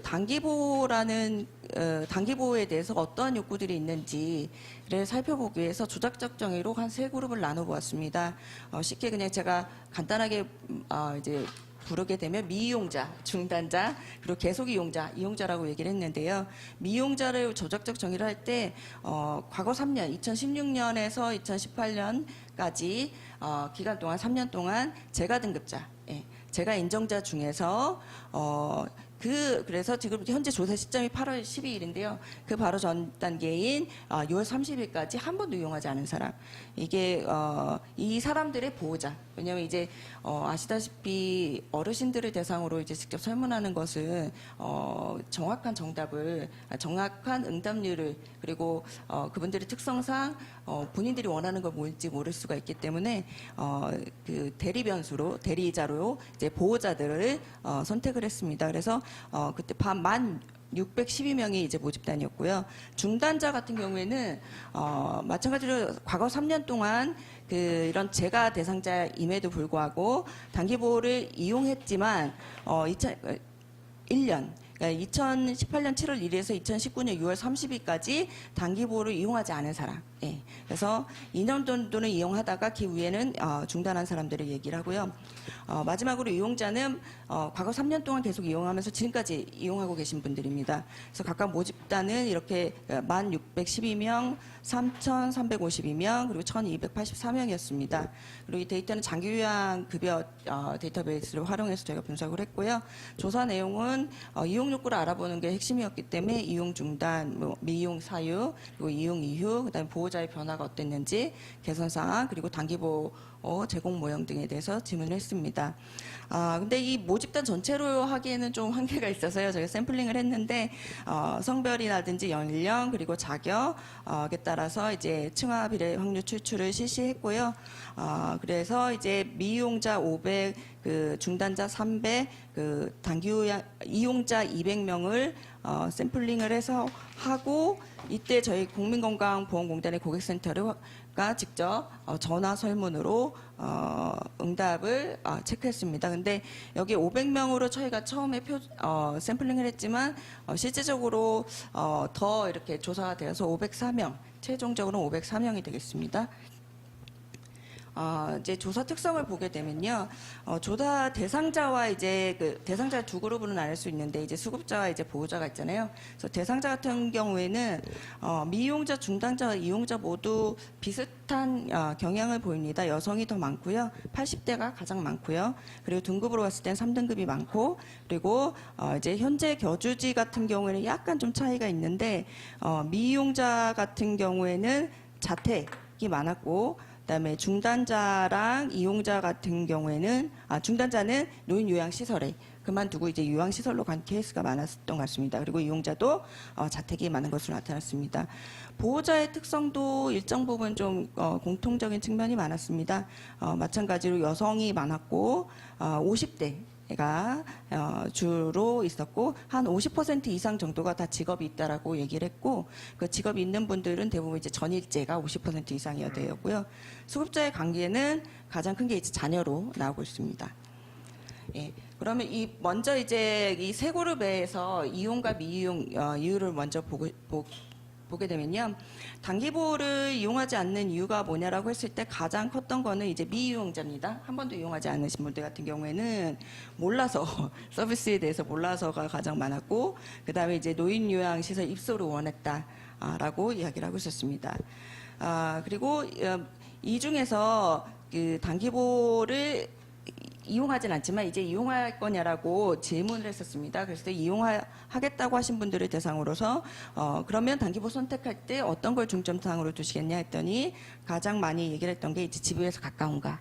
예. 그래서 보호자들 입장에서는 이제 접근성, 그리고 시설 이용 환경, 그리고 시설 직원들의 친절함, 이런 부분들을 중요한 요인들로 보고 있었고요.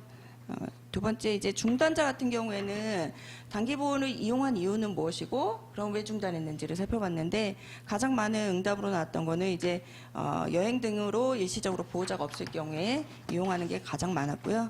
그리고 이제 보호자 부담을 좀 완화하기 위해서 이용하는 경우가 그 다음 순, 그리고 보호자의 매출이 많아서 이런 경우가 있었습니다. 그럼 중단했던 이용은 무엇이냐 했더니 아마도 이제 요양시설 입소를 원해서, 그러니까 아까 말씀드렸듯이 대부분 이제 단기보호를 이용하시다가 시설 바로 입소 전에 본인들이 이 시설이 맞는지 이런 용도로 더 많이 활용하시는 경우가 많았기 때문에 노인 요양 입소 이용을 하고 나서는 뭐 요양시설 입소를 한다든지 이런 경우가 많은 것으로 나타나고 있습니다. 그리고 또 이용 기간이 짧아서 그리고 그다음에 시설 환경이 좋지 않아서 이런 이유도 나타났고요.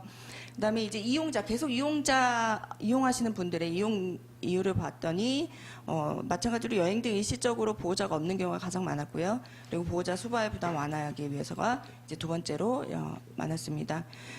그리고 이 이용자들은 이제 만족도는 상당히 높은 것으로 나타납니다. 매우 만족이 25.5%고 만족이 41% 이렇게 나타났습니다. 그리고 이제 단기보호 만족 이유를 봤을 때 이분들이 만족했던 가장 큰 이유는 이제 거리가 가깝거나 접근하기 편리했고, 그다음에 기관 직원이 친절했고, 그다음에 비용이 좀 저렴했고, 그다음에 시설 환경이 좋았다 이런 등의 순으로 나타났습니다. 그러면 이 앞서 부분에 있어서는 이제 집단이 특성이 다르기 때문에 질문이 좀 달랐는데, 이제 이후부터는 이제 같은 질문을 가지고 좀 공통적으로 좀 비교를 해봤습니다. 단기보호 이용 의향을 살펴봤을 때는 그 미이용자 같은 경우에 있다가 38.5, 없다가 32.1 해서 거의 비슷한 수준으로 나타납니다. 그러니까 그렇게 막 이용하고 싶다거나 그런 것이 아니라 모두 다 이제 그게 이용 자체가 한 비슷한 수준으로 나타나는 것으로 볼 수 있었고, 하지만 매우 필요하다라고는 인식하고 있었습니다. 중전자들은 이미 이용을 했고, 그리고 지금 이용하지 않는 분들인데 이용은 있는 것으로 나타났고요. 필요성도 높게 나타났습니다. 하지만 뭔가 실망을 했거나 아니면 시설 입소로 간 경우도 있는 것으로 보이기 때문에 이런 경우에는 재이용 의향이 있다가 58.3 그리고 없다가 33.7 이렇게 나타나고요. 반면에 지금 이용하시는 분들은 만족도나 뭐 이런 것도 다 높은 것으로 나오고, 그리고 이용 의향도 높고 매우 필요하다, 뭐 그리고 재이용 의사도 여전히 있는 것으로 나타났습니다. 그리고 이제 두 번째는 이제 보호자의 변화가 어떠했는지, 이제 단기보호 급여를 이용했을 때 예상되는 보호자의 어떤 변화는 무엇일까에 대한 설문을 했을 때 세 그룹 공통적으로 가장 많이 나온 게 부양에 따른 피로 및 스트레스가 감소가 될 것이다라는 것이었습니다. 그리고 이제 두 번째 정도로 이제 많이 나왔던 거는 부양에 따른 가족 간의 갈등 감소, 그리고 이제 직업 활동에 도움, 이런 분들이 나왔었고요. 그래서 공통적으로 이제 보호자의 변화에서 세 집단 모두 다 부양에 따른 피로나 스트레스 감소가 눈에 확연하게 띄게 가장 높은 비율로 나왔다라는 것이 특성이 있고요. 반면에 이제 단기보호 급여 개선 사항에 대해서 얘기할 때는 집단별로 약간씩 차이가 있는 것으로 나타납니다. 파란색에서 보시지만 미이용자들 같은 경우에는 가장 높은 수준이, 파란색 가장 높은 게 25.8로 개개인별 맞춤형 프로그램 지원하는 것을 개선해줬으면 좋겠다라는 것이었고요. 흰색의 이제 노란색의 중단자 같은 경우에는 가장 높은 게 이용하기 편리한 곳에 위치했으면 좋겠다라는 차이가 있었고요. 반면에 이제 지금 현재 이용하는 분들 같은 경우에는 이용 기간을 연장해달라. 가 가장 높은 것으로 나타났습니다. 그래서 이런 우리가 단기보호를 집단을 구분하지 않고 그동안에는 그냥 동일한 서비스를 표준적으로 제공했었는데, 이런 그 보호자들의 어떤 측면들을 고려를 하고 저는 세 그룹으로 사실 분류를 했지만, 만약에 더 많은 특성들을 가지고 분류해 봤을 때는 이런 그 다양한 욕구들이 발견될 수 있을 거라는 그런 예상이 듭니다. 그리고 이 연구에서 제가 제일 재미있게 봤던 게 이 부분이었거든요. 선호하는 그럼 단기보호 제공 방법은 어떤 것이냐라고 얘기를 했습니다. 크게 뭐 이제 4가지 그 문항을 줬는데, 집으로 요양보호사가 방문하는 단기보호, 그리고 지방자치단체에서 운영하는 시설에서 제공하는 단기보호, 그리고 노인 요양시설에서 제공하는 단기보호, 그리고 주야간 보호기관에서 제공하는 단기보호, 이렇게 4가지로 문항을 주고 응답을 확인해 봤을 때 너무나 재밌게도 미이용자, 지금 이용하지 않는 분들은 사실 집으로 요양보호사가 이렇게 방문해서 서비스를 제공해서 단기보호를 했으면 좋겠다라는 의견을 주셨고, 중단자 같은 경우에는 아마도 뭔가 만족되지 않고 그리고 이제 시설 입소가 더 편하다고 느꼈을 수도 있고, 그리고 제가해서 서비스를, 그러니까 지금 단기보호에서 받는 뭐 프로그램이라든지 이런 부분들이 만족스럽지 않았을 수도 있을 것 같습니다. 그래서 그런지 이제 높은 수준으로 지방자치단체죠, 공공에서 운영하는 그런 시설에서 제공하는 단기보호를 이용하고 싶다라고 얘기를 했고요. 반면에 지금 이용하고 계신 분들은 사실 현재 집에서 계속 거주하시면서 필요할 때 단기보호를 이용하시는 분들인데, 이분들이 이제 그러니까 어떻게 하면 집에서 계속 오래 있을 수 있을까를 고민하시는 분들 같습니다. 그렇다 보니 주야간 보호 기간을 이용하면서 필요할 때 거기서 단기보호를 이용했으면 좋겠다라고 이야기를 응답을 하신 분들이 가장 높은 것으로 나타났습니다. 그래서 이런 연구 결과들을 봤을 때 좀 집단별로, 그리고 그 보호자의 욕구에 따른 어떠한 그 단기보호에 대한 그런 연구들이 좀 더 많이 있어야 될 것 같다는 생각이 들었습니다. 이제 마지막으로 정책적 시작점에 대해서 말씀드리겠습니다. 앞서서 제가 그 조사 결과를 통해서 설명해 드렸듯이, 이제 보호자들이 인식하는 이제 단기 보호의 가장 큰 장점이 이제 부양 스트레스 완화인 것으로 나타났고요.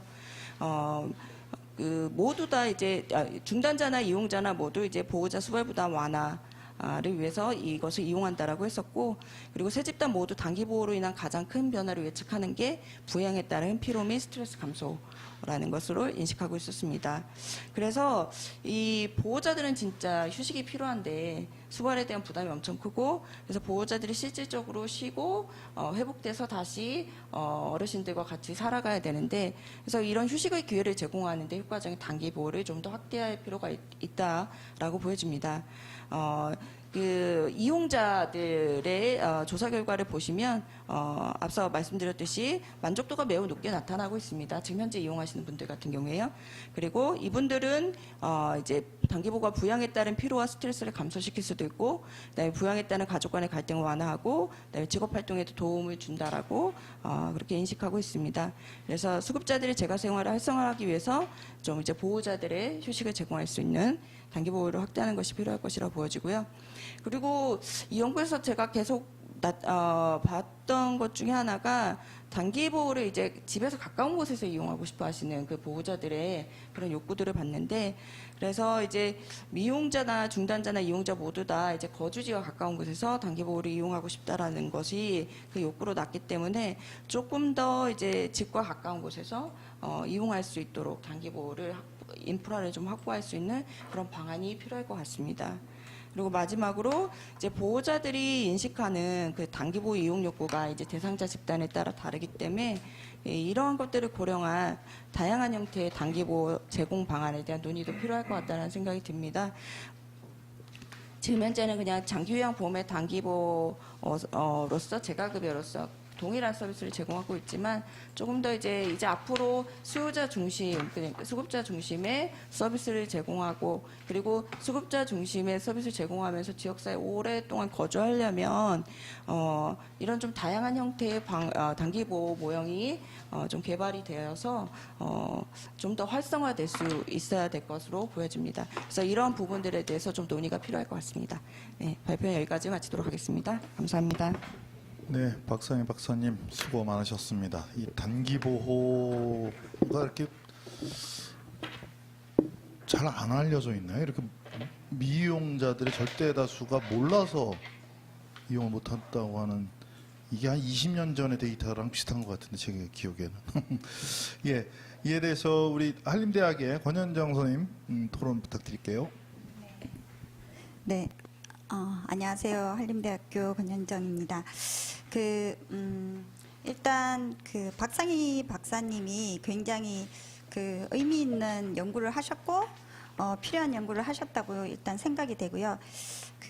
이 지금 현재 이제 이게 커뮤니티 케어로 장기요양이 이제 감에 있어서 현 제도에 대한 어떤 정렬도 필요하고, 그런 측면에서 이 커뮤니티 케어와 이 지금 현재 하고 있는 장기요양 제도가 어떤 식으로 이제 조화롭게 갈 것인가, 이런 측면에서도 이제 굉장히 의미 있는 연구를 했다라는 생각이 듭니다.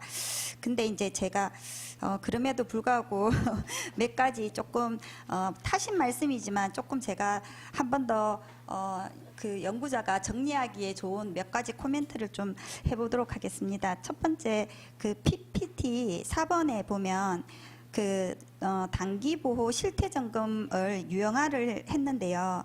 그 여기 보면 단기 플러스 병설형으로 있는 유형화 중에서 단기 플러스 공생이라든지 그리고 두 번째 단기 플러스 주야간 그리고 단기 공생 주야간 이런 식의 이제 변형이 어떻게 보면 이루어지고 있다라고 그리고 단독으로 정말 제도의 목적에 맞게끔 사용하는 것들이 한 1.6%밖에 안 된다라는 말씀을 하셨는데 제가 생각할 때는 장교양 제도가 수요자를 지원하는 정책이기 때문에 어느 정도 이게 수요자의 어떤 반응성을 고려해서 공급자가 움직이기 때문에 이런 패턴들이 나타난다라는 생각을 했습니다.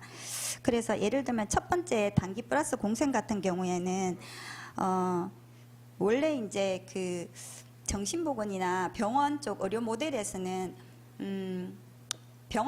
이제 병원에서 치료를 하고 나면 중간 지원 시설 형태로 이런 단기 보호 같은 것들을 이제 이용하는 여기 이론에서 보면 그런 이야기들을 쓰셨더라고요. 그런 형태로 되는데 이제 지금 이런 단기 보호 형태가 그런 것하고 매칭을 해본다면 거꾸로 가고 있거든요. 그래서 이 첫 번째 모형하고 관련해서는 기능 상태가 나빠져서 단기 보호로 가고 그 다음에 시설로 가면 절대로 다시 재가로 못 오는 이런 형태이기 때문에 요런 이제 하프웨이 같은 형태랑은 다르게 가는데 이것들을 어떻게 하면 이 기능을 정립할 수 있을까 요거에 대한 고민을 한번 해볼 필요가 있겠다라는 생각을 했습니다. 그래서 이 현재도상의 어떤 제도의 목적을 제일 충실하게 따르고 있지 않는 게 단기 플러스 공생 모델이 아닌가라는 생각을 했고요. 두 번째는 단기 플러스 주야간 보호 같은 경우 이제 19.2%인데 이거 같은 경우에는 단기와 주야간을 이제 왔다 갔다 할 수 있다라는 생각이 들었어요. 좀 기능이 괜찮을 때 이제 주야간에 있다가 또 어르신이 좀 안 좋으시면 이제 전체적으로 이제 보호할 수 있는 그런 풀로 보호할 수 있는 단기에 갔다가 아니면 이제 보호자가 아플 수 있거든요. 되게 이제 연령이 많은 분들이 배우자가 주로 많이 보호를 하기 때문에 돌봄을 하기 때문에 이럴 경우에 이제 이것들이 왔다 갔다 할 수 있는데 이렇게 만약에 제도가 이런 이용만으로 제도가 단기 보호가 설계가 된다면 지금처럼 계속 이용률이 낮아질 수밖에 없고 협소하게만 이거를 활용할 수밖에 없다라는 생각이 들었습니다. 그래서 아까 말씀드렸던 병원과 요양보호, 그러니까 병원과 병원에서 조금 치료하다가 집으로 오는 이런 구조와 그리고 단기와 주야간 보호 요 중간 사이에 엄청나게 많은 사각지대가 저는 있다라고 생각을 합니다. 그래서 요 사각지대를 완충할 수 있는 급여가 아까 박사님 말씀하신 집으로 사람을 부르게 하는 방법 이것들을 이미 이제 여기 연구하신 것에서 어느 정도 답은 가지고 있는 것 같아요. 그래서 이런 식으로 한번 제가 보면서 또 정리를 너무 잘하셔가지고 네, 쉽게 봐지더라고요. 그리고 이제 5PPT에 보면 이제 이러한 현상들이 뭐 어떤 현상들로 나타나냐면 2008년도에 제가 자료를 찾아보니까 그때는 그래도 단기 보호가 4.3% 정도 이용했었고 2017년도에는 2009년도 자료는 너무 또 왜곡돼 있더라고요. 그래서 그거 빼고 그냥 봤을 때 2010년도는 한 4.7%까지 됐는데 최근 지금 자료를 백업해서 온 게 1%가 안 되고 0.99%가 된다. 이제 요거는 제가 봤을 때는 왜 이렇게 이용률이 감소할까를 지금 이용하고 있는 이용자를 중심으로 이제 욕구 측정을 하시고 그 다음에 미이용자를 욕구 측정하고 그 다음에 중단했는 것들을 했는데 이 부분에 있어서는 제가 생각할 때는 미이용자의 욕구를 봐야지 제일 물론 이제 섞여져 있겠지만 그것들을 참고할 필요가 있다라는 생각을 했습니다. 그래서 페이지 14 PPT를 보면 아까 말씀하신 것처럼 제일 미이용사에 보면 일단 제도를 잘 몰라요. 이 단기보가 있다라는 거. 그리고 이런 부분들이 뒤로 PPT 20페이지에 보면 그대로 이게 제가 생각할 때는 연결선상에서 미충족 욕구가 미이용자들이 발생하는 거죠. 이제 알고 있더라도 이제 이용하지 않는 이유가 집으로 그러니까 이게 사각지대 서비스 대상자의 사각지대만 있는 게 아니고 서비스가 다양하지 못할 때는 제도가 있더라도 이 제도를 이용하지 않게 되거든요. 등급을 받고도. 이런 부분들을 이렇게 포인트로 잘 집어내 주셨더라고요. 그래서 요 이용률이 감소 왜 하는가를 조금 더 집중적으로 이것들을 원인을 단선적으로 보지 말고 추이를 보면서 그것들을 좀 자료했는 것들을 믹스해서 보시면 굉장히 더 풍부한 연구가 될 것 같다라는 생각을 했습니다. 다음으로는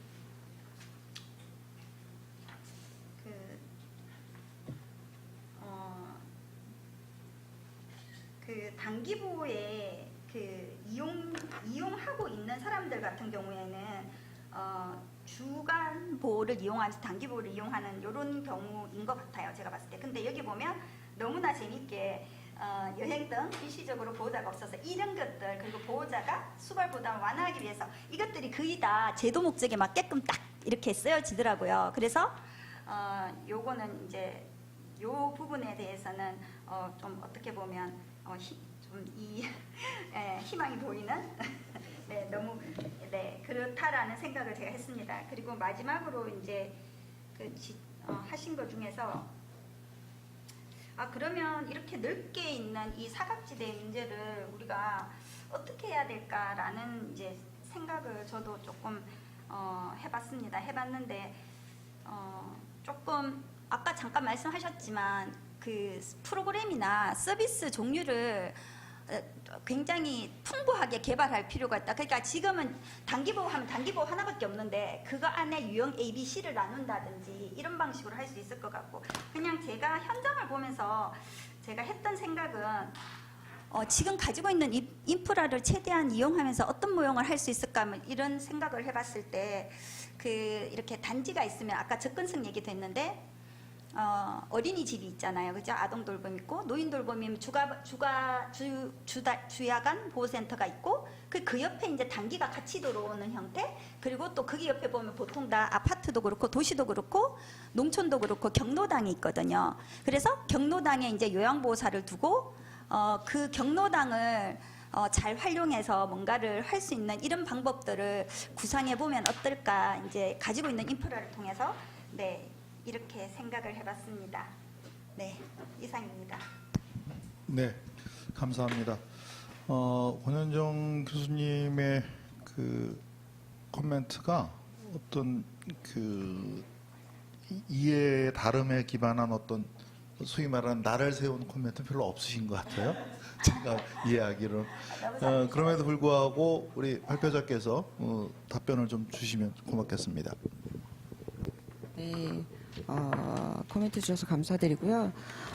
이제 단기보를 왜 이렇게 이용률이 낮냐라는 것을 얘기했을 때 가장 큰 문제는 시장에서 이 경영이 안 되는 걸로 나옵니다. 그러니까 아까도 말씀드렸듯이 지금은 2018년에 법률이 개정돼서 1회 9일로 됐고 2010년에 15일, 월 15일이었어요. 그리고 2018년에 개정이 됐지만 유예 기간을 둬서 2020년 12월 말까지는 월 15일까지 이용할 수 있는 거를 해주는데 실제적으로 말씀드렸다시피 우리 장기요양 보험은 수가로 이루어지잖아요. 수가라는 건 고정적 비용이 돼야 되는 건데 그러면 그 수가에 맞는 인원이 채워져야 되거든요. 근데 단기보호 같은 경우에는요 들쑥달쑥해요.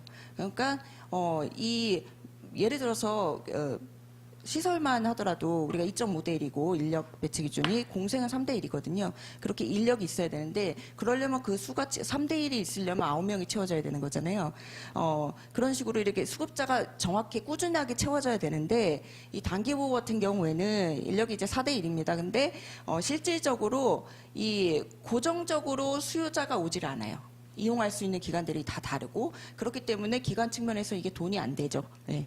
그렇다 보니까 점점 이제 운영이 줄어드는 것이 가장 큰 것이라고 보여질 수 있고 그래서 아까 권현정 교수님이 지적을 좀 하셨듯이 이게 시장에서 그러다 보니까 병설이 많이 된다라고 하는데 근데 이게 교수님은 이제 수요자의 반응을 고려해서 공급 패턴이 나타나시는 걸로 봤는데 그것보다는 이 기관들이 운영을 하기 위해서 비용을 남기기 위해서 이런 패턴이 만들어지는 거거든요. 그렇기 때문에 이렇게 가면 안 된다고 해서 단기보호를 활성화를 하되, 단기보호가 지금 활성되어 있지는 않지만 이런 문제가 나타나니까 어떻게 하면 그러면 단기보호를 변화시킬 수 있을까 하는 이용률을 높일 수 있을까? 그러면 이용률을 높이려면 일단 단기보호를 이용하는 수급자들은 왜 이용을 하지 않는지, 그러면 이용하지 않는 이유가 뭔지를 알기 위해서 먼저 이제 수요 조사가 시작된 건데, 실질적으로 이제 고객센터, 저희 건강보험 고객센터에서 질문을 하다 보니까 이게 전화로 질문하는 거잖아요. 그래서 채 10문항을 넘지를 못해요. 예, 왜냐하면 어르신들이 보호자들이 10문항 이상 넘어가면 그 응답을 잘해 주시지 않기 때문에 이번에 이 첫 번째 연구였고, 사실 이런 제한점을 좀 극복해서 저희 이 대상자들에게 조금 더 세부적인 질문들을 할 수 있다면 좀 더 이제 명확한 결론을 얻을 수 있지 않을까 하는 생각이 드는데, 지금은 이제 이용을 하는지 아닌지에 대한 이유나, 그럼 뭐 보호자들이 어떤 변화가 있었는지, 어떤 걸 바꾸고 싶은지, 이런 약간 뭐라고 할까요? 기초적인 수준에서의 질문이었기 때문에 그런 그 이용에 대한 욕구들을 더욱더 명확하게 이렇게 나타나진 않은 것 같아서, 저도 그 부분에 대해서는 좀 더 아쉬운 면이 있고, 향후 기회가 된다면 좀 왜 이용률이 정말 낮은지, 뭐 우리가 상식적으로 봤을 때 공급자들이 들어오지 않고 운영이 시장이 되지 않는다라는 건 있지만, 수요자들도 그러면 왜 이용을 하지 않는지, 아까 몰라서 가 가장 많았잖아요. 미용자들은 그만큼 이제 홍보가 잘 안 됐을 수도 있고, 장기요양보험제도가, 그리고 단기보호 서비스가 이제 공고 기관이 없으니까, 어쩌면 기관이 없기 때문에 이런 서비스 제공한다라는 걸 잘 모를 수도 있다라는 생각도 듭니다. 예, 그런 측면이 있고요. 그리고 이제 말씀하셨지만 그 이용자들이 이제 주간보호와 지금 계속 이용하시는 분들 같은 경우에는 주간보호와 이제 단기보호를 같이 이용하는 것을 선호하신다라고 하셨잖아요. 예, 그런 결과가 나와서 저도 정말 의외였습니다. 이제 집단별로 이렇게 요구가 다를 수 있다니라는, 저는 그냥 처음에 생각할 때는 좀 비슷한, 뭐 그냥 시설에서 하는 단기보호, 이게 가장 편하다, 단기라고 하면 이제 숙박을 하는 거니까 이게 가장 높지 않을까 했는데, 보호자들은 이제 본인들의 상태에 따라서 조금씩 다른 그 욕구들을 가지고 있다라는 것을, 수급자의 상태에 따라서 다른 욕구가 있다라는 걸 봤고, 그거에 대한 이제 대안도 알아서 이렇게 찾아주시는구나라는 생각이 들었습니다. 그래서 실질적으로 이제 이게 주야간 보훈의 단기 보호 서비스라고 해가지고 지금 시범 사업을 하고 있거든요. 예, 그래서 시범 사업 1차가 끝나고 올해 5월부터 12월까지 2차 시범 사업이 들어가고 있습니다.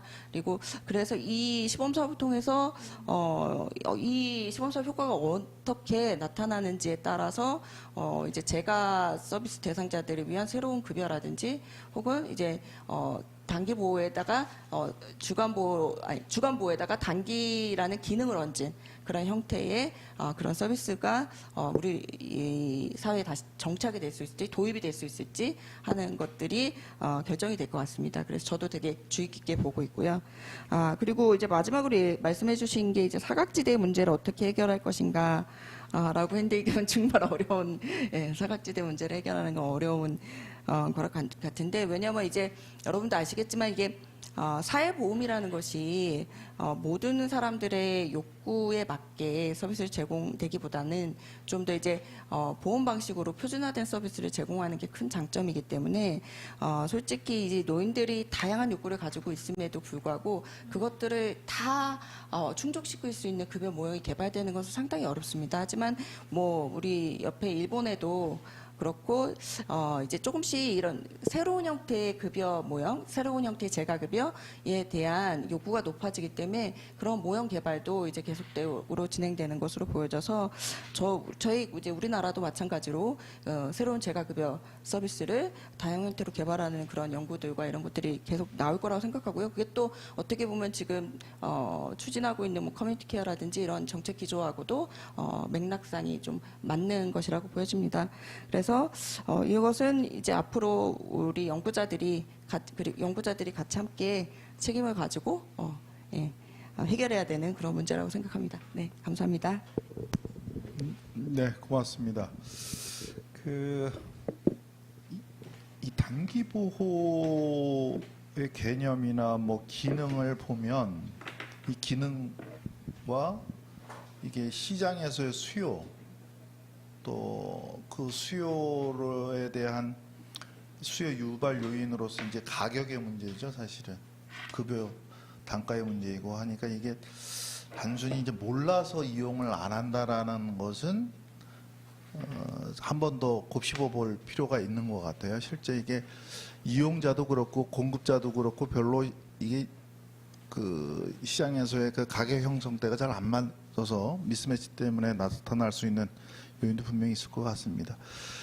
예, 이렇게 해서 저희 섹션에서 세 분의 연구자께서 발표를 해주셨고 또 두 분의 토론자께서 아주 의미 있고 또 이 발표자의 그 발표물이 좀 더 완성도가 높아질 수 있는 그런 긍정적인 토론을 해주셨습니다. 그래서 저희에게 주어진 현재 시간대로 기준으로 말씀을 드리면 이게 발표자들의 총평이 있어야 되는 시간이에요.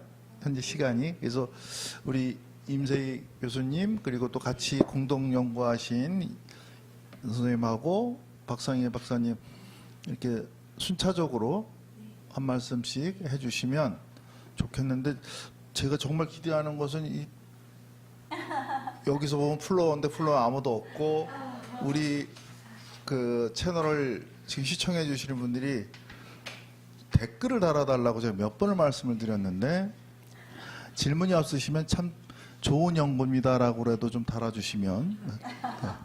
자, 그럼 임세희 교수님 부탁드릴까요? 네, 실은 연구라는 것은 가끔 그런 생각, 대상자에 대한 애정이 있지 않고서는 하기가 힘들고 또 한편으로는 연구라는 것은 이렇게 발표하지 않으면 발전하지 않는다는 생각이 듭니다. 예, 좋은 공동 연구진을 만나기도 했고 또 오늘 토론해 주신 내용들을 바탕으로 실은 이미 발표했던 것임에도 불구하고 거기에서 조금 더 수정할 것이 생기고 또 보완할 것이 생기는 것 같습니다. 그리고 이렇게 이야기를 하면은 또 새로운 연구 주제가 또 떠오르는데요. 예, 좋은 기회 주셔서 예, 감사하고 아동주거 빈곤의 이 연구가 장애인 가구, 노인 가구 또는 주거 빈곤과 관련해서 여러 계층이 어려움을 겪고 있거든요. 전 우리나라의 모든 사람들이 주거권이 보장될 수 있는 계기가 되기를 바라는 아주 소박한 바람이 있습니다. 예, 감사합니다. 네. 네. 오늘 좋은 코멘트 너무 감사합니다. 임세희 교수님께서 재미있는 연구에 참여할 수 있는 기회를 주셔서 저 또한 아동 주거 빈곤에 대해서 많이 배우는 기회를 가졌고 또 토론자 분 또 자정 선생님께서 좋은 말씀 해주셔서 다시 한번 부족한 부분들을 생각해 볼 수 있는 기회를 가졌습니다. 감사합니다. 네. 장기 요양보험이라는 게 정말 우리나라의 많은 노인들에게 많은 노인들의 삶의 질을 그리고 또 그 노인들을 수발하고 있는 보호자들에게 휴직을 주고 부양 부담을 완화할 수 있는 그러한 정말 뜻깊은 제도라고 생각합니다. 이런 기회를 통해서 앞으로 우리 이제 초고령 시대에 노인들의 인구들은 계속 증가할 것이고 그렇기 때문에 우리가 이제 장기요양보험제도를 더 좋게 발전시켜 나갈 것이어야 되는데 이렇게 발표를 통해서 코멘트 해주신 우리 교수님들의 의견들 잘 받아서 이제 2008년도에 장기요양보험이 시작됐거든요. 근데 벌써 10년이 넘어가고 있습니다. 더 좋은 제도 그리고 노인들의 중심, 노인들의 욕구를 반영한 제도가 될 수 있게끔 좋은 연구를 많이 하도록 하겠습니다. 네, 감사합니다. 네. 예, 고맙습니다. 혹시 뭐 네, 네. 그 약간의 같은 표현을 했는데 조금 이제 언어가 달랐는데 그 수요자 지원 방식이라는 게 결국은 그게 이제 시장의 논리거든요. 그래서 이제 공생 같은 경우에 지금 그 시장의 논리에 의해서 운영이 되지 못하고 지금 그런 이제 상황이 있잖아요. 그거에 대해서 이런 단기보의 어떤 급여라든지 아니 다른 모형들이 개발되면 전환할 수 있고 어떤 퇴로를 좀 마련해 줘야 되지 않을까. 그런 자본을 가지고 들어왔던 사람이고 또 인프라도 있고 가지고 있고 또 경험도 가지고 있으니까 그런 고민들도 같이 하면 해서 뭔가를 마련하면 좋을 것 같다라는 생각을 했습니다. 임 박사님 저도 한마디. 시간 충분합니다. 아, 네. 예, 오늘 모처럼 이렇게 이렇게 만나서 연구할 수 있어서 정말 좋은 뜻깊은 자리였다라고 생각을 합니다. 근데 참 주거가 참 어려운 영역처럼 이제 많은 분들이 이제 받아들여지고 있고 저 역시 마찬가지입니다. 이제 그만큼 좀 주거 제도가 좀 복잡하기도 하고요. 그런데 그 복잡함에는 사실은 좀 뭐라 그럴까요? 좀 전문가주의라 그럴까요? 좀 가부장적인 좀 성격들이 있는 것 같습니다. 그래서 정책가라던가 전문가들이 좀 어떤 특정 목적이라던가 또 시기마다의 어떤 여러 가지 이제 상황들이 이제 고려를 하다 보니까 제도도 상당히 복잡해지고 이제 그렇기 때문에 좀 보편적인 정책으로 나아가기가 좀 쉽지는 않았었던 것 같습니다. 그런데 이제 최근에 이제 그동안 이제 감추어졌었던 또 알려지지 않았던 여러 계층들 이제 대표적으로 오늘 발표된 이제 아동이 이제 그러한데요. 그래서 이제 지금까지의 어떤 제도들을 이제 그런 보편성과 특수성을 이제 어떻게 조합해 나갈 것인가 상당히 중요한 문제인데 오늘은 이제 그 두 가지를 좀 고민할 수 있게 했던 아주 중요한 발표였다라고 생각을 하고요. 앞으로도 같이 주거와 관련 오늘 발표하신 단기보호도 사실 이제 주거와도 밀접한 관련이 있다고 생각을 하는데 여러 가지 영역들과 함께 교류하면서 좀 발전해 나갔으면 좋겠습니다. 예, 고맙습니다. 이렇게 해서 저희 그 빈곤과 사회 서비스 자유주제 섹션이 거의 시간이 이제 마무리가 됐는데요. 마침 김선희 님이 잘 들었습니다라고 댓글도 주셨습니다. 고맙습니다. 이 코로나로 인해서 우리 사회가 한 단계 업그레이드 될 수 있다라는 이런 기대도 하는데요. 뭐 시쳇말로 요즘 그러더라고요. 뭐 K-팝, 그 다음에 K-방역, 오늘 이 학술대를 보니까 K-학술대도 성립이 될 것 같아요. 하여튼 오늘 어려운 조건에서 이렇게 의미 있는 발표 또 그에 걸맞는 토론을 해주신 모든 교수님들에게 감사의 말씀을 드리면서 저희 섹션을 마치도록 하겠습니다. 고맙습니다.